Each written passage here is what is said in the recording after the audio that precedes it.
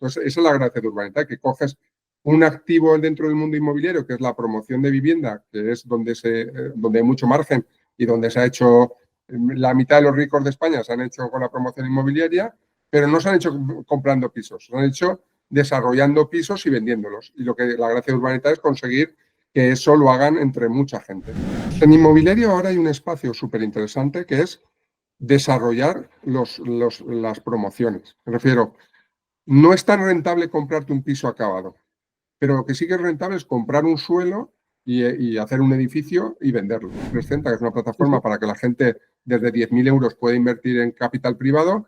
El tema que tiene el capital privado es te da rentabilidades muy altas, pero a medio largo. Yo, por ejemplo, soy un inversor moderado de riesgo. Yo lo que hago es que hago cosas con mucho riesgo, cosas con menos riesgo, y la suma pues me sale de riesgo medio. Pero yo entiendo que haya gente que diga, no puedo invertir más del 15 al 20% de mi patrimonio en nada. En nada es nada. Oye, por muy bien que me suene, más del 15-20% no puedo. Yo, por ejemplo, invierto mucho en los cocos que se llaman de bancos. Pues es una cosa compleja que te da 8 o 10% de rentabilidad. Hola amigos, hoy tenemos una entrevista de alguien que me hacía especial cariño traer, que es Eduardo Navarro. Es una persona que antes de nada la conozco ya hace unos cuantos años, o sea, es decir, que no estoy hablando de alguien que no conozca. Le considero una persona y un referente desde el punto de vista, digamos, de inversión.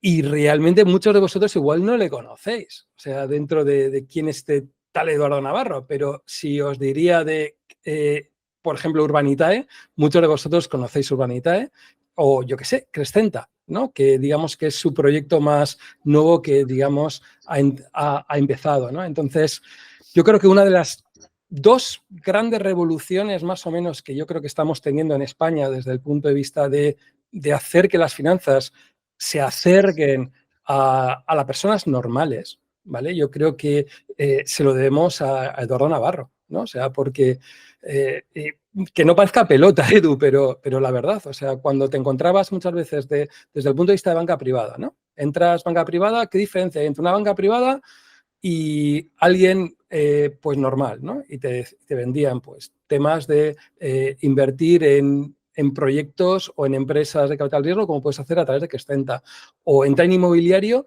que era para unos tickets altísimos, y gracias a Urbanitae podemos entrar. Entonces, yo creo que desde el punto de vista de muchas personas como yo, darte las gracias por haber creado estos proyectos, y yo creo que tienes que ser el más odiado de mucha banca privada, macho. O sea, porque es que ¿ya qué venden? ¿Qué te van a vender si ya lo haces gracias a tus productos, a tu emprendizaje? Yo soy, antes que nada, muchísimas gracias por invitarme, es un placer, me encanta estar contigo. Como bien dices, somos amigos hace un montón de años, compartimos comidas con otros amigos y es un placer estar aquí. Y lo que dices, yo soy una pieza, en Urbanitae y Crescenta, yo soy una pieza. Es cierto que hay un mantra, hay un concepto que yo estoy últimamente bastante obsesionado con él, que es que la gente invierte mal en España. En España invertimos mucho peor que la media por muchos conceptos, ¿eh? Yo creo que hay un tema de educación financiera que es súper importante, donde conceptos como la diversificación, el asset allocation, que luego hablaremos de ello, Sí. hay distintos temas, el equilibrio rentabilidad-riesgo, distinguir un juego de una inversión, o sea, hay una serie de cosas de educación financiera súper relevantes. Y luego hay otra parte, como bien decías tú, de producto, vale, ya tengo los conceptos claros, ahora quiero invertir en cosas. No es tan fácil invertir en España, o no era tan fácil, ahora están empezando a haber alternativas, pero jolín, pero hay un problema antes que que es educación. O sea, fíjate, Urbanitae o Crescenta son más o menos exitosos en función de que la gente tenga más educación, porque hay un problema. Mira, el otro día hablaba con un amigo que es consultor de una de las Big Four, un tío fantástico, no sé qué. Me decía, joder, yo tengo el dinero al 2,5% y estoy contento. Claro, ese es un problema de base. Si tú tienes el dinero al 2,5% y estás contento, claro, entonces no necesitas alternativas de inversión, no necesitas pensar nada. Tienes tu dinero al 2,5%, pero ahí si lo piensas como país, y igual me hago mayor y a veces pienso un poco en cosas más sociales, por tener un país que de media tiene sus ahorros a rentabilidades muy bajas, estás dejando de crear una cantidad de riqueza salvaje. Tú imagínate Sí, sí. que la cantidad de miles de millones que tiene la gente por ahí en inversiones, en depósitos, en renta variable, en telefónicas, en no sé qué, en todo eso, en lugar de darles el 2,5%, les diese el 8%. No digo el 14%, digo el 8%. Jolín, pues seríamos un país mucho más rico y tendríamos muchas más cosas y tendríamos mucho menos problemas con los impuestos y mucho menos problemas para hacer hospitales. Entonces, si lo piensas como país, el tener una educación financiera sólida, que la gente invierta bien y que consiga rentabilidad de sus inversiones, te cambia el país. Pero estamos hablando de que cambia el país. Yo cuando hablo con mis amigos suizos, alemanes, bueno, estos tíos, además de que tienen mucha más pasta, es que le sacan sistemáticamente. Mira, el otro día hablaba con un amigo alemán, un tío normal, que no era rico. Dice, yo mi objetivo es sacarle un 8 o un 10% a mi dinero, con un nivel de diversificación razonable. Claro, pues un señor que le saca el 8 o 10% a su dinero, agregado un montón de miles de señores, pues eso al final te cambia. Entonces, hay una parte muy relevante que es totalmente que existan plataformas como Urbanitar para invertir en inmobiliario, Presenta para invertir en fondos de capital privado, pero hay una parte previa que es, jolín, ¿por qué debería hacer esto? ¿Sabe? Y ha habido muchos avances. Por ejemplo, hay casos como Indexa, que hay un montón de gente invirtiendo en Indexa. O sea, pero la parte principal yo creo que es, oiga, yo tengo un capital al que le debería sacar una rentabilidad con un nivel de riesgo X. Que cada uno luego, ese equilibrio rentabilidad-riesgo tiene que pensar, cada uno al que le va. Yo creo que nadie le va a invertir el 100% en cripto. ¿Por qué crees que hay tan baja educación financiera en España? O sea, pues yo creo que es un tema medio cultural, medio social. O sea, en España está mal hablar de dinero. O sea, y en España ganar dinero está mal también. O sea, es curioso que en España generaciones más jóvenes no, pero generaciones de 50 años, mira, yo vengo de una familia súper humilde, y a mí me empezó a ir bien. Pues cuando me empezó a ir bien, la gente de mi entorno pensaba que era narcotraficante y cosas de esas. O sea, ¿sabes? El típico tío que te cruzabas en la calle con no sé qué, no podía pensar que tú habías montado un negocio y que aquello iba bien, ¿no? En España lo que se piensa es que si a alguien le va bien es porque está robando, porque está haciendo cosas mal. Entonces, hay una parte negativa asociada a todo lo que es la generación de riqueza que es muy mala. Tú en Estados Unidos te sientas con alguien y en 2 minutos te cuenta cuál es su patrimonio, pero en 2 minutos te dice, oye, pues yo tengo esto y tengo aquello y hago estas inversiones. Y en España, no. Entonces, todo eso hace que se relega toda la parte de la educación financiera y de la optimización de nuestro patrimonio financiero a un tema como medio oscuro. Es una cosa como, bueno, que es una cosa de la que se habla poco. Entonces, como se habla poco, y además en las escuelas, no sé en otros países, a mí me parece increíble que en las escuelas no te expliquen unas cosas básicas. Yo el otro día, yo siempre uso una frase que está muy fea y que la gente me va a criticar, pero yo creo que es mucho más importante saber sacarse una hipoteca que quién era Lutero. O sea, llámame loco, pero yo puedo vivir todos los días sin saber quién era Lutero y todos nos vamos a tener que coger una hipoteca y saber si el tipo fijo, variable, el loan to value y el no sé qué. Entonces, hay cosas que se debería tener una educación en los colegios de unos mínimos de finanzas y eso tendría un impacto súper grande en todo lo que es la riqueza del país y la felicidad de las personas, porque al final no olvidemos que la generación de dinero te lleva a que la gente viva mejor. Directamente. La verdad que es un problema porque incluso, yo qué sé, cosas que ves gente con 15, 16 años que puede dar alguna asignatura de economía, la economía que se da no tiene nada que ver con la economía de andar por casa. O sea, como decías, pedir una hipoteca, intentar sacar X rentabilidad, que sacar un 8% de rentabilidad anualizado no es que estás robando a nadie, o sea, que parece que es, o yo qué sé, incluso cuando alguna vez ves el perfil de los políticos que tenemos, porque una vez al año, una vez cada legislatura tienen que publicar dónde invierten, ¿no? Y te encuentras que dices, hostias, vaya inversiones que tenemos de políticos, o sea, que algo inmobiliario, algo de tal, pero encontrarte que inviertan en un hedge fund, nadie. Que inviertan en un fondo indexado, tampoco aparecen, ¿no? Dentro de todo. Entonces, pues bueno, es un problema, ¿no? Yo creo bastante grave, pero bueno, aquí estamos para intentar solucionarlo. O sea, Claro, estamos donde estamos. Lo único que podemos hacer es cada uno. ¿Sería ideal que se cambiase políticamente? Sí. Lo bueno es que con podcasts como este, pues la gente, es cierto que lo que yo sí que percibo es muchísimas ganas de aprender. O sea, una parte muy positiva de los últimos 5 o 10 años, redes sociales y no sé qué, que tiene 1000 cosas negativas, pero una parte positiva de redes sociales, etcétera, es que la gente dice, jolín, aquí hay información que a mí me interesa. O sea, yo, si me miro las cosas adecuadas, y hay portales, hay podcasts, hay sitios donde la gente se está educando y ahí está viendo mejoras. Es cierto que es difícil ver cosas que no estén muy sesgadas, porque al final todo está bastante sesgado.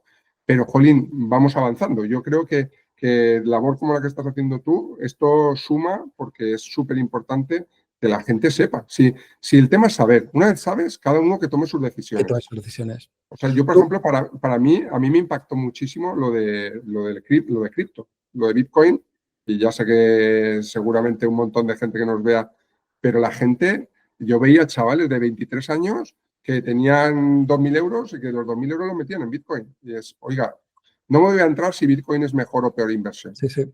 que no tengo ni idea de si Bitcoin es la mejor o peor inversión, porque no consigo entenderlo.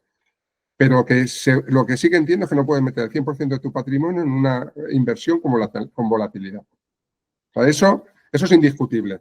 Entonces, ese tipo de errores, jolín, en casos como el Bitcoin, es que acuérdate, ahora está todo más relajado, pero no sé, será hace 2 años, no recuerdo exactamente la fecha, es que todo el mundo hablaba de esto. O sea, Sí. no ibas a una reunión, a una comida, no ibas a jugar al fútbol con amigos y no te preguntaba todo el mundo si el Bitcoin estaba caro o barato, lo compraba o vendía. Entonces, jolín, pregúntame. Hay como dos cosas, ¿no? El chavalito joven que empezó con esos 1.000, 2.000 euros y al final dices, coño, si has aprendido, ¿no? De lo que es la volatilidad, de lo que es diversificar activos, oye, pues igual 2.000 pavos muy bien invertidos, ¿no? O sea, dentro, digamos, de todo.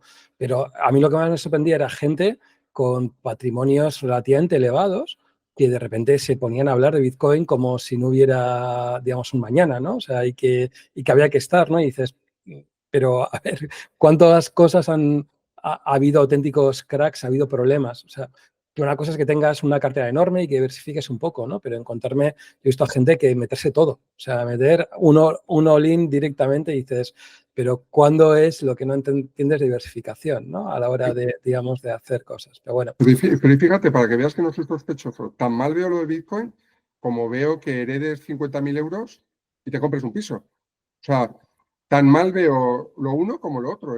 La inversión en pisos en España se hace casi compulsivamente. Oye, la inversión en pisos no es la mejor inversión del mundo si no la haces medio bien. ¿Sabes? Me refiero Que no digas eso, que estás en urbanidad, macho, que luego como quede eso queda como fatal. que no, pero yo tengo que decir lo que pienso. Es que me he hecho viejo. Entonces, al hacerte viejo, vas. Y además en Urbanitae no te compras pisos. En Urbanitae compras inversiones inmobiliarias. Es que la gente confunde el inmobiliario con los pisos. Tal O sea, cual. coger y comprarte un piso en Arganda, ahora, sin aportar ningún valor, a precio de mercado y no sé menos, y pensar que le vas a sacar una rentabilidad buena, pues es cuanto menos dudoso. Eso es muy distinto a hacer una inversión en Urbanitae, desarrollando una promoción en no sé dónde, en Málaga y haciendo no sé menos. Es que el inmobiliario, es que la gente enfoca el inmobiliario a comprar pisos. El inmobiliario tiene una cosa fantástica, que no la tienen otros muchos tipos de activos, y es lo que se llama la protección de pérdida. Es difícil perder dinero en inmobiliario si haces las cosas medio bien. Y eso es fantástico. Pero también es cierto que no es tan fácil tener una rentabilidad buena en inmobiliario si no haces las cosas bien. Ya. ¿Sabes? El inmobiliario tiene Es muy como fácil las dos caras de la moneda. A diferencia, por ejemplo, del Bitcoin. El Bitcoin es el otro extremo. El Bitcoin puede ganar mucho o perder mucho, nadie sabe muy bien por qué y no sé qué. Hay gente que dice que sí que sabe por qué, yo aún no he visto a nadie que sepa muy bien por qué. En inmobiliario es justo lo contrario. En inmobiliario tú dices que por eso mucha gente compra pisos, porque dice, no, eso no lo perderé. No, ya no lo perderás, pero vas a sacar el 2%. Entonces, a lo mejor en lugar de comprar pisos hay otras alternativas mejores dentro del inmobiliario. ¿Sabes a qué me refiero? Que el inmobiliario es un mundo muy grande, que la compra de pisos es una parte muy pequeña dentro de todo ese mundo. Claro, incluso ves a las grandes OCIMIs españoles o los REITs americanos que al final te das cuenta que la parte de inmobiliario convencional de viviendas es ridículo, o sea, que realmente no invierten prácticamente en eso, o sea, son ser más problemas, son ser más follones y tienes que más invierten en inmuebles, en oficinas, en supermercados, etcétera, ¿no? En inmobiliario ahora hay un espacio súper interesante que es desarrollar las promociones. Me refiero, no es tan rentable comprarte un piso acabado, pero lo que sí que es rentable es comprar un suelo y hacer un edificio y venderlo. Eso es un equilibrio. El equilibrio rentabilidad-riesgo de inmobiliario ahora mismo, seguramente eso es lo más interesante. Pero que eso está muy lejos. O sea, no es lo mismo compro un suelo y hago un edificio a compro los pisos acabados. Los pisos acabados tienen una rentabilidad que es la que tienen y, sin embargo, el aportar el valor, pero es cierto, un poco por eso viene Urbanita, porque para hacerte una promoción que vas a meter 8 millones de euros, claro, dices, fue un piso de 50.000 euros me lo puedo comprar, una promoción de 8 millones de coste, no. Entonces, esa es la gracia de Urbanita, que coges un activo dentro del mundo inmobiliario, que es la promoción de vivienda, que es donde hay mucho margen y donde se ha hecho, la mitad de los ricos de España se han hecho con la promoción inmobiliaria, pero no se han hecho comprando pisos, se han hecho desarrollando pisos y vendiéndolos. Y la gracia de Urbanita es conseguir que eso lo hagan entre mucha gente. Pero luego, si quieres, entramos al detalle de Sí, no, cómo. la verdad que yo creo que hemos hablado bastantes veces digamos, de Urbanitae. Salen, es más, muchas veces no he querido darle más bola en el canal porque al final te conozco y queda como fatal, ¿no? Que digas, joder, pues a alguien que conoces le damos más bola, pero es que tiene absolutamente todo el sentido, ¿no? O sea, al final estás en temas de promoción, estás buscando un periodo de tiempo de 2, 3 años, o sea, y con las rentabilidades de ahí vienen, o sea, unas rentabilidades altas, porque también hay un pelín de riesgo siempre que no compres barato, ¿no? Y yo creo que si algo ha caracterizado, digamos, yo creo lo que he visto de Urbanitae es que normalmente se ha comprado muy barato, o sea, y se compra muy bien pensado, donde tiene que ir, deja de hacer, y casi te diría que ya teniendo en clara a quién se lo vas a vender. O sea, no es, o sea, no es que se tirara a gol, porque todo hay riesgos y demás, ¿no? Pero que yo creo que se ve a dónde se vende. No es que se haga una organización o una promoción diciendo lo hago y a ver qué pasa. No, se mira a ver a quién se va a vender y ya, digamos, se ha hecho, ¿no? Me gustaría saber un poco qué opinas del mercado inmobiliario. ¿Crees que todavía le queda? O sea, porque al final, si entramos en Urbanitae, pensamos en promociones de 2 años, más o menos 3 años, ¿no? Y siempre hay gente que tiene el miedo de decir, ¿va a durar el inmobiliario este subidón que estamos teniendo todavía más o menos? ¿O cómo lo ves? El sector inmobiliario es bastante interesante. Ahora entramos un poco al producto, pero ahora mismo en el sector inmobiliario no hay ningún dato macroeconómico que indique, o sea, no hay nada que indique que esto vaya a ir mal. Es decir, que ahora mismo todo lo que ves, de hecho el otro día, ayer creo que salía en Expansión, que se había batido un récord de no sé qué. También es cierto que los periódicos te dicen una cosa y la contraria, pero nosotros que estamos en el mercado y que ves la calle, sí que es cierto que el inmobiliario hablar de inmobiliario España es injusto. O sea, hay un mundo que es inmobiliario Madrid, hay otro mundo que es inmobiliario Barcelona, hay otro mundo que es el inmobiliario Costa del Sol, hay otro mundo que es inmobiliario Ibiza. O sea, ahí hay que tener un poquito de cuidado con lo que estoy diciendo. Y luego también hay que tener un poquito de cuidado con lo que hablábamos. ¿Qué es inmobiliario? Es me compro un piso acabado, me hago una promoción, me compro una oficina, me compro un Mercadona. O sea, dentro de inmobiliario, luego a su vez, o sea, hay que hacer un análisis doble por geografías y por productos. Resumiendo, ¿cómo vemos nosotros el mercado? Vemos que la promoción inmobiliaria, es decir, desarrollar pisos o desarrollar viviendas, es un negocio que a día de hoy es súper rentable porque da rentabilidades de 15% con un nivel de riesgo razonablemente moderado. Ahora entramos un poco a los riesgos. Entonces, eso es un producto y en plazos de tiempo razonablemente cortos, ¿sabes lo que dices? 2, 3 años. Que eso hay gente que le es un plus y hay gente que es un contra. Porque hay gente que lo que dice es, oye, yo quiero dejar parte de mi dinero ahí para siempre, no que a los 2 años me lo devuelvas. Pero eso es otra parte de educación financiera, que es, Otro error. Sí. cada parte de tu patrimonio debería estar rodando, pero otra parte debería estar trabajando para ti, porque cuando vuelve, pero ahora luego hablamos de eso. Pero volviendo al inmobiliario, yo te diría, dentro de lo que hay ahora, yo comprar pisos y no hacer nada no parece que sea hoy un gran negocio. Comprar pisos y reformarlos, generarles valor, sí que eso tiene sentido, pero tiene más sentido el desarrollar el producto entero. O sea, el coger y decir, oye, me compro un suelo en Arturo Soria y hago allí 7 viviendas y las vendo. Ese es un negocio que el equilibrio rentabilidad-riesgo es muy interesante. ¿Por qué? Porque al final en promoción inmobiliaria tú tienes tres grandes riesgos. Uno es toda la parte de licencia, otro es toda la parte de venta y otro es toda la parte de construcción. Construcción, tuvimos hace 2 años toda la subida de costes por la guerra de Ucrania, no sé qué. Entonces, hace un par de años se sufrió y hubo subidas de costes que una parte se repercutió. Pero ahora con los costes de construcción estables, el nivel de riesgo que hay encima de la mesa es relativamente bajo. Y además, si te metes a promociones que ya están parcialmente vendidas, en Urbanita, ¿qué nos gusta? ¿Cuál es nuestra carta de Reyes Magos? Entrar a promociones que la licencia está o está cerca, por tanto me evito todo el lío, vamos a llamar legal, de que la licencia no sé qué. Luego, otro tema muy relevante, que los costes de construcción, nosotros en Urbanita los conocemos mucho porque tenemos ahora no sé cuántas promociones en marcha. Yo creo que somos la gente que más información tiene del mercado. Entonces, los costes de construcción los tenemos muy atados. Y la parte comercial, que es la parte que te preocupa en un potencial cambio de ciclo, si tú tienes el 30 o el 50% vendido, hombre, pues ya tienes una parte relevante de la promoción e incluso en un potencial cambio de ciclo, tú ya estás bastante protegido. Es decir, a día de hoy el potencial cambio de ciclo no se ve, pero en deuda, que todo lo que he hablado puede ser equity o puede ser deuda, si estás en equity con preventas, etcétera, avanzado, o si estás en deuda, estás más protegido, con lo que el inmobiliario a día de hoy parece que es una alternativa de inversión, porque las rentabilidades, conseguir en deudas 10, 12% de rentabilidad está muy bien, y en equity, invirtiendo junto a los promotores, conseguir 15, 17, 18, está fantástico. Unas cosas que yo creo que ha cambiado actualmente de la crisis o la burbuja inmobiliaria del 2007-2008 es que los bancos eran súper activos desde el punto de vista de dar préstamos a los promotores. Y hoy por hoy, pues están como desaparecidos, ¿no?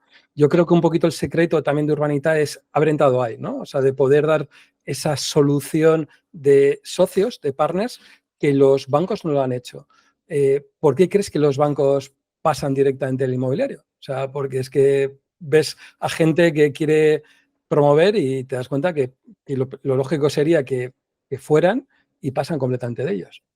Porque hay que entender a los bancos. A mí me ha costado muchos años entender a los bancos. Los bancos son fábricas de dar dinero. Entonces, ¿qué les interesa? Hacer cosas relativamente sencillas. Por ejemplo, ¿qué es muy fácil para un banco? Darte una hipoteca. O sea, tú llegas, te dices que vas a comprarte una casa que cuesta 300.000 euros, que tienes una tasación de 320.000 y que pides una hipoteca de 200.000.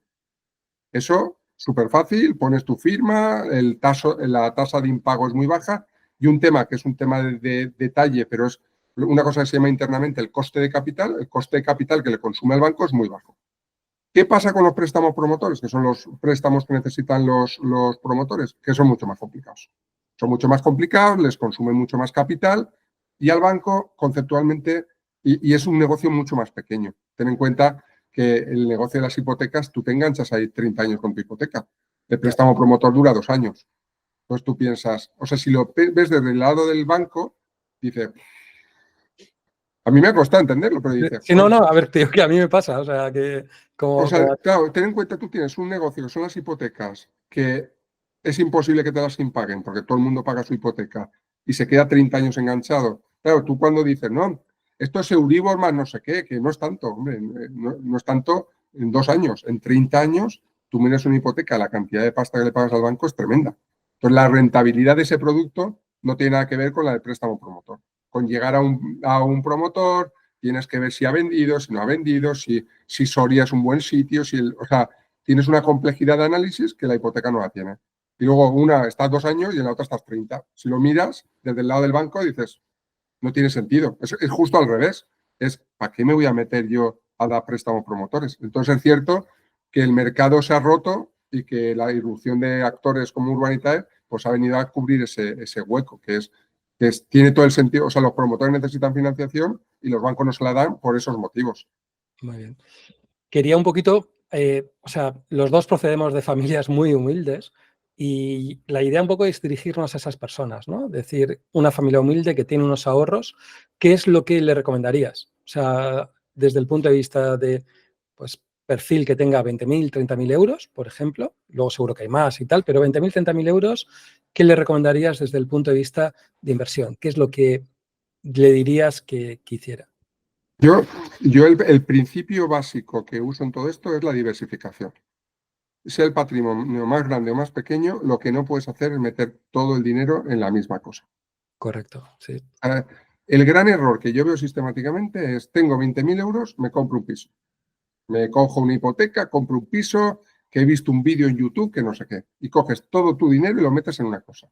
Eso para mí es el gran error, porque eso sí que porque luego compras un piso y es cierto que es difícil perder dinero, pero cuando es todo tu dinero, el concepto riesgo. Entonces, mi primer consejo sería trocear. O sea, dices, oye, voy a hacer 4, 5 o 6 cosas distintas. Si, idealmente 10 o 15, pero oye, pues si no tengo mucho capital, voy a hacer 4 o 5 cosas distintas. Y lo que tengo que hacer es buscar cosas que el equilibrio rentabilidad-riesgo esté alineado con cómo soy yo. Ahí hay un tema que no hay una fórmula, porque hay gente que dice, oye, yo estoy dispuesto a asumir mucho riesgo. Pues yo, por ejemplo, soy un inversor moderado de riesgo. Yo lo que hago es que hago cosas con mucho riesgo, cosas con menos riesgo, y la suma pues me sale de riesgo medio. Pero yo entiendo que haya gente que diga, oye, no, yo voy a hacer 5 inversiones y todas súper arriesgadas. Lo entiendo. Creo que es muy arriesgado jugarte todo tu patrimonio a no sé qué, pero que yo entiendo que alguien invierta en Bitcoin. Lo que no entiendo es que inviertas en Bitcoin más del 15% de tu patrimonio. O sea, yo creo que hay una reflexión que es, no puedo invertir más del 15 o el 20% de mi patrimonio en nada. En nada es nada. Es, oye, por muy bien que me suene, más del 15-20% no puedes. Entonces, alternativas que hay ahora, pues con los tipos de interés tal y como están, ¿qué tiene sentido? Pues la renta fija a día de hoy tiene sentido. O sea, tiene sentido porque te están pagando con un nivel de riesgo muy bajo, te están pagando un dinero, renta fija muy facilona, 3 4, y si te vas a renta fija compleja, yo por ejemplo invierto mucho en los cocos que se llaman de bancos. Pues es una cosa compleja que te da 8 o 10% de rentabilidad. Bueno, pues la renta fija creo que es una estrategia de inversión que tiene todo el sentido del mundo. El inmobiliario en desarrollo, yo no tiene sentido porque es un equilibrio que ahí yo trocearía entre lo que es equity, es decir, cosas que hago junto a promotores que debería esperar rentabilidades de 15%, 20% junto a promotores, y cosas que hago en deuda que debería esperar rentabilidades de doble dígito bajo, 10, 12, y que eso también tiene todo el sentido. Y todas estas inversiones que he dicho, luego hay otra parte que yo no hago, que yo no invierto en líquidos, no invierto en bolsa, porque considero que la rentabilidad, o sea, que la liquidez está muy penalizada, y ahora si quieres hablo de eso, pero sí, es me parece interesante. Es una inversión que tiene sentido, o sea, el estar indexado en un S&P al 7% tradicionalmente tiene sentido. Y luego yo, por ejemplo, yo invierto mucho en alternativos, que es fondos de capital privado y similares, private equity, growth, hedge funds, etcétera, que eso sistemáticamente da 15-20% de rentabilidad. Cada Sí. cosa tiene sus pros y sus cons. Por ejemplo, si empiezo por la última, que es un poco lo que hemos montado Crescenta, que es una plataforma para que la gente desde 10.000 euros pueda invertir en capital privado. El tema que tiene el capital privado es que da rentabilidades muy altas, pero a medio largo plazo. Es decir, a diferencia de Urbanitae, que en 2-3 años te vuelve el dinero, o en 18 meses, según cada proyecto es un mundo, pero son esos estadios, pues el tiempo que se queda tu dinero parado en capital privado son 5 o 6 años. Por lo menos, por lo menos. 5 o 6 años desde que lo pones, porque ahí hay una complejidad. También es cierto que a veces vas poniéndolo poco a poco, en varios años. Claro, más o menos tú te tiras 4 años poniendo el dinero, que ahí, claro, hay una complejidad que es, dices, no, es que es de 10.000 euros ticket mínimo. Claro, pero son 10.000 euros que pones 4 años a 2.500 al año. O sea, el ticket del dinero que pones es relativamente pequeño, pero más o menos te estás 4 años, 5 poniendo, y luego estás 4 o 5 años recuperando. Entonces, desde el primero hasta el final son 10 años, pero no es cierto porque el dinero que pones al principio lo recuperas más pronto. O sea, más o menos se te queda 4 o 5 años el dinero, y que es distinto. Claro, te da una rentabilidad muy buena y además diversificada. A mí, el capital privado, hay una parte que me gusta mucho, que es diversificación global. Porque otra de las cosas que la gente tiene que ver en las inversiones es que el mundo es muy grande, pasan muchas cosas, y tener todo el dinero en Europa en euros, pues no deberías. Igual que no deberías tener todo el dinero en dólares, o sea, que es bueno tener una diversificación. Por ejemplo, en Urbanitae, si tú comparas el producto Urbanitae con el producto Crescenta, aunque ambos te puedan dar 15-20% de rentabilidad, uno es más a largo plazo para lo bueno y para lo malo, y ahora hablaremos, y uno es más local para lo bueno y para lo malo, que también ahora lo comentamos. El plazo, hay una parte que, como comentaba, de educación financiera. ¿Es bueno que cada 2 años te vuelva el dinero? Sí, pero el problema es que cuando el dinero te vuelve cada 2 años, tienes que volver a invertirlo. O sea, hay una parte que es muy buena, decir, oye, Claro. yo meto aquí un dinero y me olvido 7 años. Y dentro de 7 años me vendrá ese dinero multiplicado por 2 o por 2, no sé cuánto. Entonces, esa parte, tener un trozo de tu cartera de inversiones en eso también está muy bien.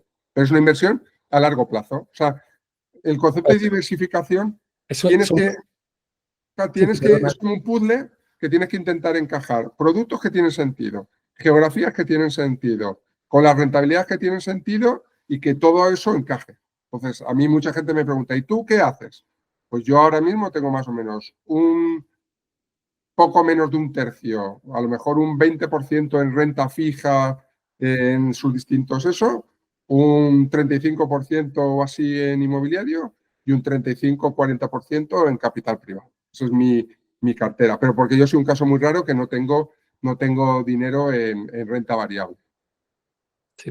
Es algo interesante, que igual es raro, ¿no? Pero Urbanitae es algo que está realmente interesante y el ciclo también puede afectar. O sea, porque puede haber momentos en el que igual se diga en un momento determinado, oye, Urbanitae, mucho cuidado porque mucho cuidado, porque podemos entrar en una burbuja, porque puede haber un problema, pero Crescenta es un producto que no es algo que digas que en los próximos 100 años no vaya a ser un producto rentable, en el sentido de que siempre ha habido capital riesgo, siempre ha habido empresas que han sacado ese 15-20% sin que sea una cosa rarísima, ni mucho menos, que la gente piensa que es de grandes especuladores, ¿no? Es lo tradicional que se ha tenido de rentabilidad y muy diferente al tema del ciclo. O sea, que el problema que yo veo desde el punto de vista de inversión urbanita es que veo 2, 3, 4 X años igual siempre, porque no cambian las cosas, pero el ciclo puede ser que influya, pero en Crescenta no, ahí no hay ciclo. O sea, porque hay ciclos. Es que incluso el ciclo que podamos tener en Estados Unidos sea diferente al de Europa o el de Asia. Y al final estás invirtiendo en empresas de todo el mundo a la hora, digamos, de hacerlo, ¿no? Igual no lo digas porque ya sé que no puedes decir nada mal contra Urbanitae, pero es cierto. Yo para un particular, hoy sí, igual dentro de mañana, igual Urbanitae, no, pero vete a saber, igual dentro de X años Urbanitae la vemos en Estados Unidos o la vemos en otros países, que yo creo que también hay una cierta expansión y puede merecer la pena, o sea, porque España no sea un país tan fácilmente invertible, ¿no? Pero bueno, ¿qué ideas tenéis? ¿Seguís pensando en ampliar Urbanitae en los países? Ahí te cuento porque es muy interesante la reflexión. Fíjate, el sector inmobiliario, hay como grandes temas del sector inmobiliario. En el sector inmobiliario nunca se pierde dinero. Comprando pisos, no sé qué. O sea, hay varios, y una de las cosas que hay es el cambio de ciclo en el sector inmobiliario da muchísimo miedo. Es como, porque lo que pasó, los que ya tenemos una edad, vivimos el del 2012 o ya no sé ni qué año fue, porque eso duró no sé cuántos años, y aquello fue un drama en el sector inmobiliario. Pero hay una diferencia muy grande. Ahora el sector inmobiliario tiene muchísimo menos deuda que entonces. Sí, Allí la gente perdió todo su dinero. Es decir, en un potencial cambio de ciclo ahora en el sector inmobiliario, tú perderías algo de ti, pero no perderías dinero. O sea, lo que me refiero es, ¿cómo te proteges en el sector inmobiliario? O sea, la reflexión es muy interesante, que es, porque esta no la hacemos nosotros, es, oye, ¿puede venir un cambio de ciclo? Pues por ahora no parece, pero ¿qué cosas puedes hacer para protegerte en un cambio de ciclo? ¿Qué puedes hacer? Una es tener que las promociones en las que entras haya bastante o vendido o que sea fácil vender. Por ejemplo, nosotros en Urbanitae hemos dejado de hacer plazas raras. Es difícil que hagamos una cosa en Soria. Es difícil que hagamos una cosa en sitios donde la demanda nos... Porque el ciclo inmobiliario lo que te afecta de verdad es a la capacidad de vender. Es decir, lo que pasa es que hay plazas que cuando el ciclo inmobiliario tiembla un poco, tiemblan mucho. Entonces, hay una cosa muy interesante de esto que es, si tú miras España en general, el inmobiliario va bien. Pero si tú empiezas a ver plazas concretas, hay plazas donde no ha ido bien o no va bien. Entonces, lo que tienes que hacer una parte muy relevante. Nosotros, por ejemplo, casi todo lo que hacemos en Urbanitae es Madrid, Islas Baleares, Costa del Sol y algo de País Vasco. O sea, ¿Dónde ha subido? Claro. pero por eso te digo que tú dices, oye, el ciclo inmobiliario cambiará. Bueno, cambiará con matices. Mira, Costa del Sol no es España y Baleares no es España. O sea, por ejemplo, eso es un tema que a la gente le cuesta darse cuenta, pero tú en Baleares estás vendiendo a noruegos, a holandeses y a americanos. Pues que haya un cambio de ciclo inmobiliario te da un poco lo mismo, en Baleares y en Costa del Sol. Y en Madrid, con muchos matices, también pasan cosas parecidas. Si tú vas a un perfil, que por ejemplo en Urbanitae, claro, esto no se ve tan claramente, pero si tú ves el perfil medio de promoción que estamos haciendo, estamos yendo a casas de un segmento un poquito más alto. ¿Por qué? Porque los cambios de ciclo hacen más daño en casas de un segmento un poquito más bajo. Entonces, nosotros en Urbanitae ya hemos hecho los deberes. Y si viene un cambio de ciclo, o sea, por ejemplo, si yo estoy haciendo una promoción, imagínate, en M30 Madrid, en las afueras de Madrid, M30, que tengo un 50% prevendido, es decir, que ya tengo el 50% de las casas más o menos colocadas, y viene un cambio de ciclo, pues tampoco voy a sufrir muchísimo, porque ya tengo el 50% prevendido. ¿Entiendes a lo que me refiero? Nuestras reflexiones es, vamos a ser cautos, porque esto, lo que dices tú, dentro de 2 años, de 3 o de 4, vendrá, ¿vale? Pues cuando venga, que no nos pille con el esto al aire. Entonces, yo no soy tan negativo con el tema de un potencial cambio de ciclo en inmobiliario. Es cierto que tú ahí, en Crescenta, tienes una exposición geográfica totalmente distinta. Al final, tú inviertes en CVC o inviertes en EQT, que son fondos que invierten un día en Suecia, otro día en Oklahoma y otro día en Soria. Sí, es cierto que yo es que el otro día en un podcast me preguntaban, ¿pero a ti qué te gusta más? Y digo, es que son dos cosas, cada uno tiene sus cosas mejores, sus cosas peores. Yo lo que hago es, de nuevo, diversificar. Si es que al final es siempre lo mismo, es, oye, nadie somos tan listos para saber qué inversiones son las buenas. Hay gente que acierta más y gente que acierta menos, pero nadie acierta al 100%. Por lo que tienes que hacer es diversificar. Si tú no tienes más del 10% de tu patrimonio en ninguna de las inversiones, de media te va a ir bien. Pero si tienes el 100% de tu dinero en algo, jolín, como si algo vaya mal, te metes en un lío. Bien, a una familia normal, que hablamos de esa familia de 20.000 euros, ¿cuál es el objetivo que le dirías a alguien con el conocimiento que tienes, con experiencia, que podría aspirar a sacar de rentabilidad más o menos sin asumir tantos riesgos como la gente cree que asumir? O sea, que es decir, que invertir en Crescenta parece que es mogollón de riesgos y es menos de lo que parece, o incluso en Urbanitae. ¿Cuál es el tiro, la rentabilidad que dirías alguien con 20.000 euros con tu cartera, con tu perfil, crees que podría estar sacando? Tu punto es muy bueno, la percepción de riesgo. Yo percibo que tengo menos riesgo invirtiendo en Crescenta que comprándome un piso en Soria. Sí. Pero cada uno, al final, yo hablando con gente, un perfil de riesgo moderado, sin volverse loco, con el entorno de tipos que tenemos, deberías hacer 8 o 10% de rentabilidad. Gente muy que le diese mucho peso a cosas más alternativas, le puede dar, yo tengo amigos que sistemáticamente ganan un 15% de su patrimonio. Sí, claro, si cargas, por ejemplo, los endowments americanos, sabes que las universidades americanas, los Harvard, Yale, no sé qué, tienen una cosa que se llama endowments, que son sus vehículos de inversión. Esta gente, Yale, sistemáticamente saca 12% todos los años, los últimos 20 años, invirtiendo, no sé, 15 billones o no sé cuántos mil millones. O sea, que los inversores profesionales sacan 10 y algo de rentabilidad sistemáticamente. Y el secreto está mucha inversión alternativa, entendida alternativa, lo que hace Urbanitae, lo que hace Crescenta, algo de renta fija. Si tú haces renta variable con cuidado en comisiones, renta fija y haces inmobiliario alternativo y fondos de capital privado, ese pack, si le pones, imagínate, pesos parecidos, pues vas a tener un trozo de renta fija, imagínate al 5. Imagínate que son un 25% cada uno. Pues Sí, un trozo al 5. Otro trozo, la renta variable, que tradicionalmente ha dado el 7. los fondos de private equity tradicionalmente han dado 16, 17, 18. Y Urbanita hasta ahora lleva el 17, pues eso te da 10. Me parece muy, muy gracioso, muy curioso, Edu, de que se podría hacer una especie de cartera permanente en el que dijéramos esos 3, 4 factores de inversiones, incluyendo pues high yield o incluyendo cocos, que muchas veces la gente, o sea, me parece increíble que la gente tenga miedo a estas inversiones, ¿no? Pero que me parece algo muy, muy interesante, ¿no? De tenerlo, ¿no? Como, no sé, que de repente cocos son sobre todo del mercado financiero, al final de bancos sobre todo que son los que lo emiten, y te encuentres con la gente que está feliz y dicharachera de tener el dinero en el banco al 0 o al 1 o al 2 y no quiere invertir en cocos, ¿no?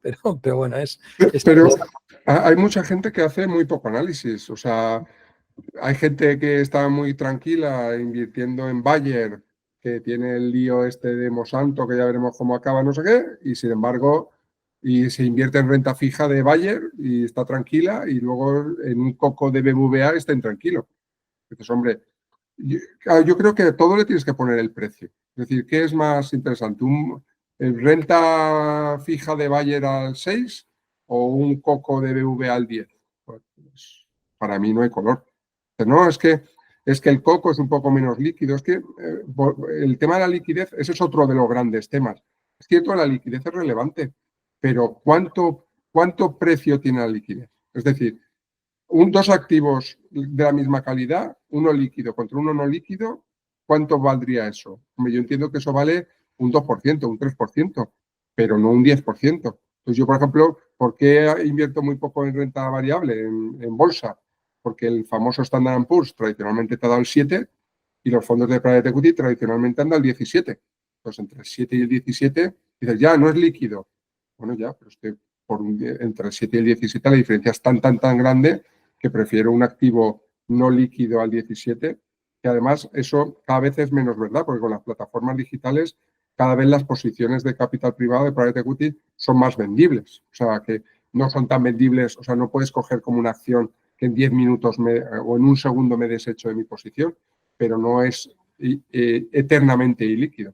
Sí, luego también la bolsa, que al final se habla de que puedo vender mañana, sí, correcto, al cabo de un minuto, pero también invertir en renta variable no pensando en 7, 10 años es un poco locura, o sea, porque puede que te vaya bien o te vaya mal, ¿no? Pero el periodo lógico es entre 7 y 10 años, que al final ya ahí estás compitiendo con otro tipo de activos, ¿no? A la hora de hacerlo, ¿no? Pero bueno, yo creo que me gustaría un poquito hablar de que estamos hablando de Crescenta y yo creo que mucha gente lo desconoce y yo creo que es el más desconocido, ¿no? Entonces, pues si no te importa, me gustaría que hablaras cómo surge la idea, dónde lo ves y exactamente en qué momento estáis hoy por hoy, si se puede contratar, no se puede contratar, etcétera.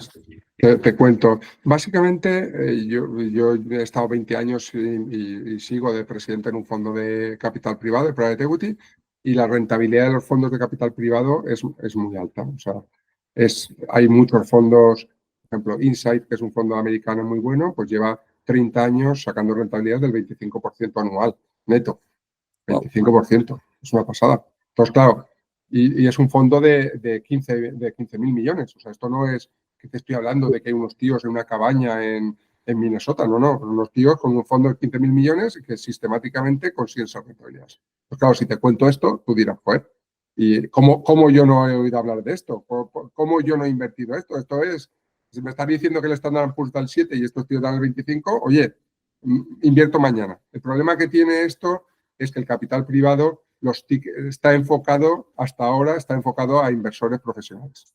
O sea, ahí es donde invierten el fondo de Abu Dhabi, el no sé qué, que invierte en tickets de 200 millones. O sea, el ticket mínimo de la mayoría de los fondos estos son 25 millones de inversión.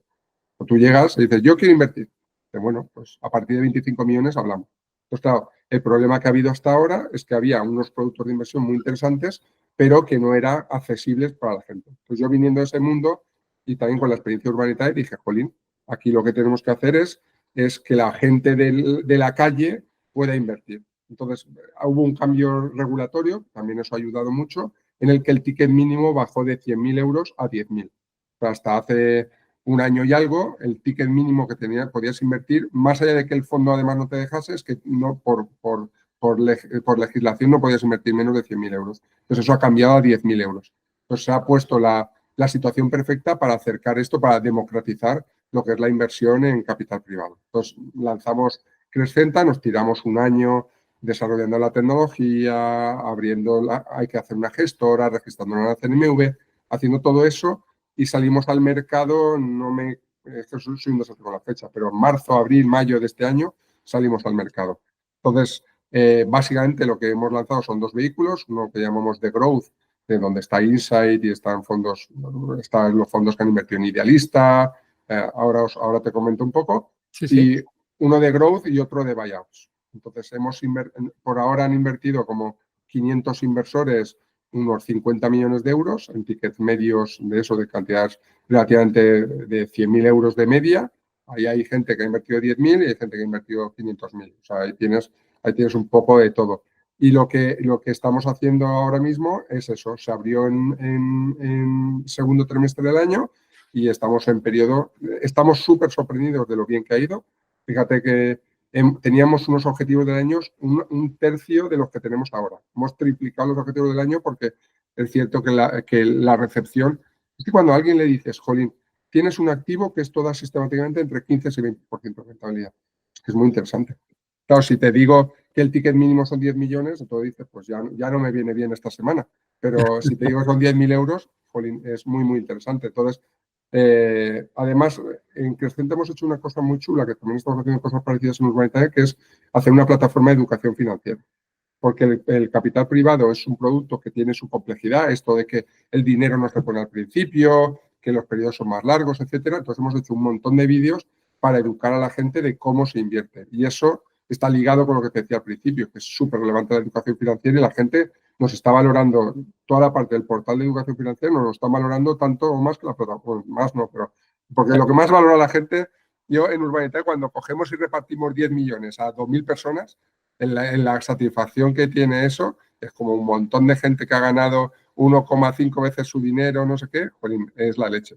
Pues aquí igual, en las rentabilidades que tienen estos fondos, y nosotros la suerte que tenemos acceso a los mejores fondos del mundo. Estamos invirtiendo, pues en el fondo de Growth hemos invertido en Insight, que te digo es el mejor fondo del mundo, Vitruvian, G-Square, hemos invertido en EQT, hemos invertido iba a decir un nombre que creo que aún no es público, pero hemos invertido en otro que aún no es público, hemos invertido en Zinven, la gente, por ejemplo, que compró Más Móvil en España, Idealista, ese tipo de operaciones. Entonces, gente que sistemáticamente le ha ido muy bien y que ahora la gente puede invertir en ellos pues, desde 10.000 euros. Y eso está siendo, para mí me parece sorprendente que 500 personas hayan invertido en 3 o 4 meses habiendo estado el verano en medio. O sea, las cosas van muy bien. Estamos hablando del tema de educación financiera que tenemos en España, que me parece la leche, o sea, tener esos 500. Si fuéramos suizos, igual no sería la leche, o sea, por otra cosa, pero yo creo que la importancia, ¿no?, de esos 500 primeros early adopters que puedan al final ir transmitiendo otro tipo de sensaciones, ¿no?, y que vayan pasando los tiempos, ¿no? Y sobre todo, no sé, una de las cosas que me hizo más gracia es un día hablando con un amigo que trabaja en banca privada, en un banco, pues al final mirando en LinkedIn me dijo, anda, pero si eres número 1, estás en primer contacto con Eduardo Navarro. Digo, sí, claro. Y me dice, tú no veas la putada que nos está haciendo. O sea, y me quedo, ¿cómo que putada? ¿Pero por qué?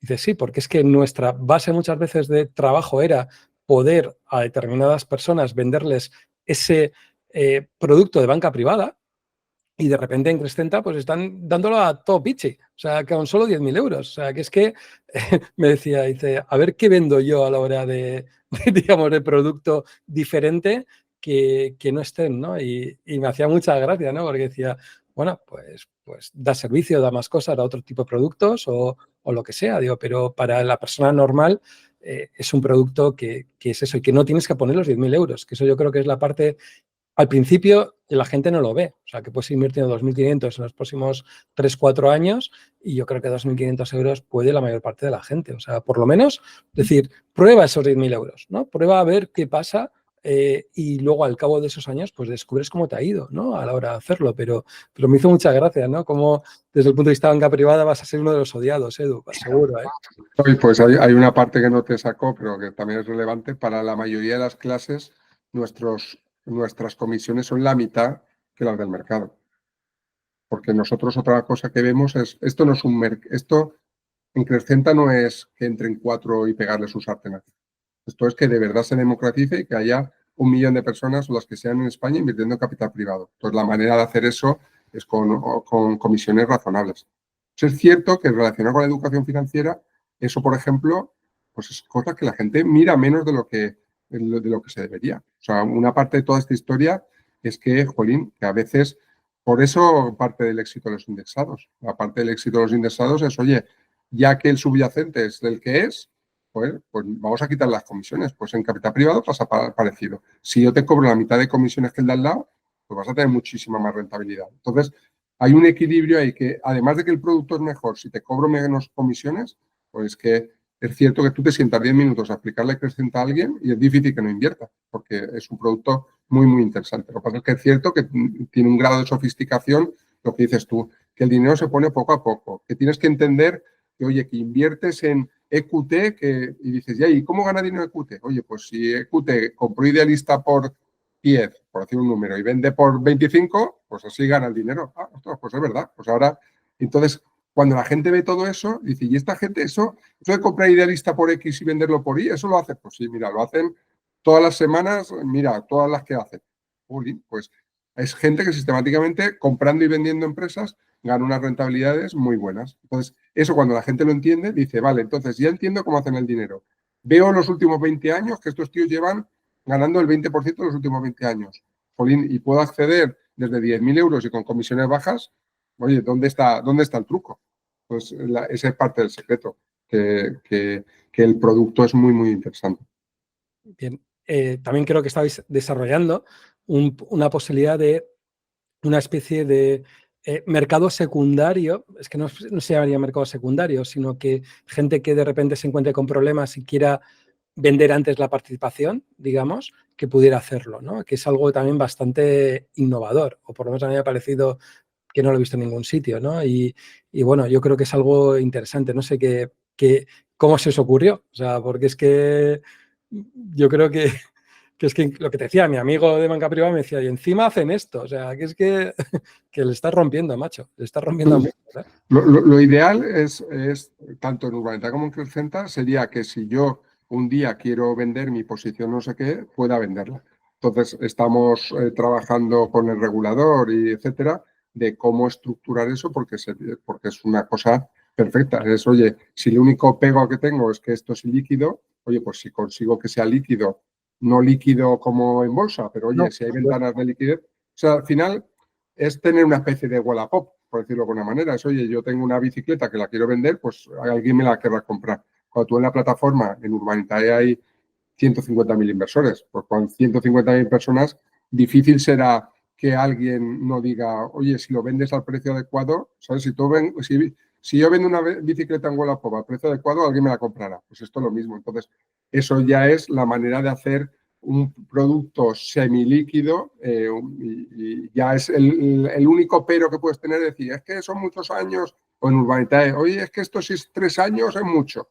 Oye, pues si se te tuerce la vida, la realidad, hay alguna plataforma a nivel internacional que tiene esto y la realidad es que la gente no lo usa o lo usa muy poco, porque es más tener la paz mental de que, o sea, el que piensa en esto, el que piensa en esto no lo va a usar.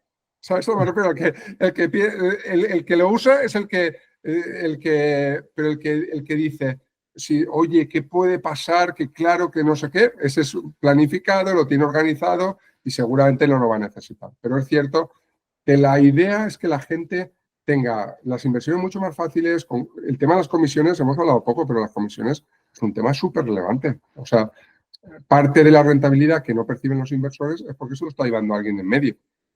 Y eso es lo que los indexados, por ejemplo, han venido con fuerza, pero eso pasa en todas las estrategias de inversión dentro del mundo financiero. Las comisiones son un tema que hay que mirarse mucho. Es que el 1% al año, no sé qué, eso pica, eso es mucho claro, dinero. a ver, A ver, no hemos entrado mucho en el tema de comisiones porque, como digamos, podemos entrar ahora en lo que son las comisiones, lo que me he encontrado a veces es que gente que compara, digamos, lo que te puede cobrar, pues yo qué sé, una empresa de capital riesgo o tal respecto a, por ejemplo, un indexado. Claro, tú en un indexado hablas de más de un 0,20% anual y la gente empieza a decir qué caro, ¿no? Incluso fondos de inversión que empiezan a tener problemas por la comparación, que es lógica.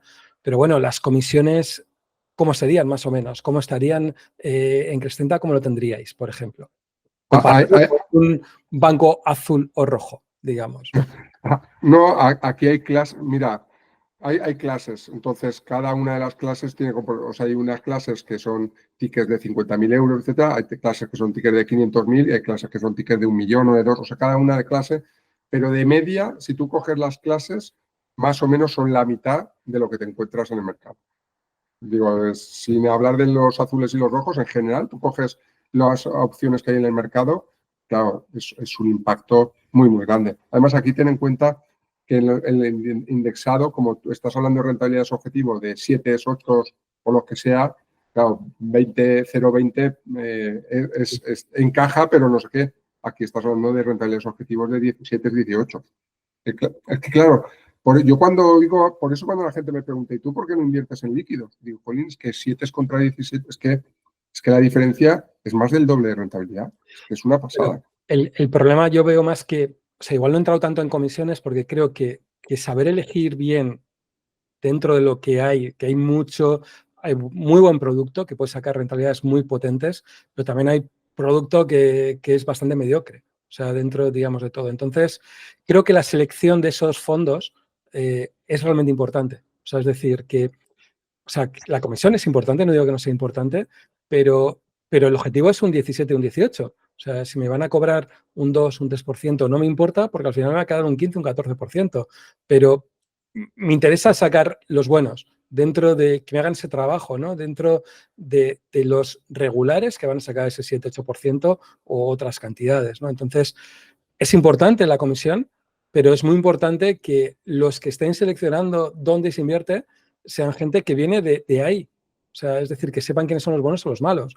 Que muchas veces puedes hablar con gente de banca privada y a veces te sorprende del desconocimiento de lo que hay, de dónde han invertido, dónde han desinvertido. O sea, y es algo que vosotros no tenéis ese problema, por ejemplo. O sea, claramente tienes que invertir en los mejores del mundo. O sea, esto no es una reflexión local. O sea, ¿dónde hay que invertir en capital privado? En lo mejor del mundo. ¿Que pueden estar en España? Pues estadísticamente es difícil que el mejor del mundo esté en España. O sea, hay que, lo que digo es, una vez que inviertes en lo mejor del mundo, que eso ya lo doy como por hecho, pues luego tienes que mirar las comisiones. Pero estoy totalmente de acuerdo contigo que lo relevante es si la rentabilidad bruta es el 8 o el 18. Que luego haya un 0,5 o un 0,25 o un 0,75, no te mueve tanto la aguja. Pero claro, entre uno que te da el 18 y que te cobra el 0,25 y uno que te da el 18 y te cobra el 1, Claro, pues tienes. Pero lo que es, estoy totalmente de acuerdo contigo, lo que es súper relevante es, usted tiene acceso a los mejores fondos del mundo, tiene acceso a EQT, a CVC, a Cinven, a Insight, que dan esas rentabilidades. Si eso es verdad, ya viene la segunda pregunta, pero si la primera no es verdad, pues ya estamos fastidiados. En capital privado es mucho mejor invertir en los grandes, aunque tengas comisiones más altas, que invertir en aventuras que las rentabilidades luego son las que son. muy bien, muy bien. Pues nada, Edu, no quería molestarte más porque ¿Ya? al final sé que andas súper ocupado, súper liado y agradecerte muchísimo esta entrevista y por supuesto, si podemos más adelante volver a incidir en alguna cosa o ver exactamente qué es lo que opinas del mercado, porque es súper interesante tu opinión, pues encantado de volver a entrevistarte. Cuando quieras, invítame, que es un placer. Y a mí, yo tengo el objetivo personal de que la gente invierta mejor y sé que todo esto y colaborar con podcasts como el tuyo, esto suma. Muy bien, muy bien. Pues Pero, nada, gracias. gracias a ti, seguimos hablando. Chao. Ahora.